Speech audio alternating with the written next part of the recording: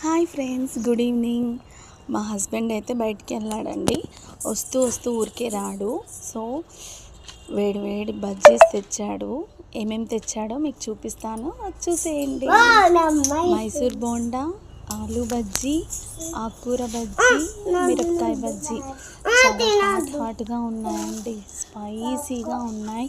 Mysore bonda combination ఇక్కడ tomato chutney అయితే ఇస్తారు. ఆలూ బజ్జీ తింటుంటే అబ్బా కరిగిపోతుందండి వెన్నలాగా. అంటే ఇక్కడ ప్యూర్ శనగపిండితో వేస్తారు, కల్తీ అయితే ఉండదు కొన్ని చోట్ల.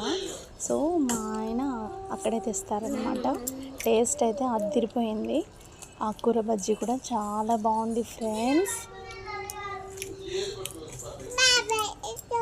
వేడివేడిగా అలా తింటుంటే నాకు హాట్గా తినాలంటే చాలా ఇష్టం.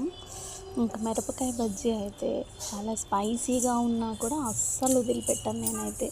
మిరపకాయ తింటూ కారంగా వాటర్ తాగుతూ ఆ బజ్జీస్ని అయితే ఎంజాయ్ చేస్తాను.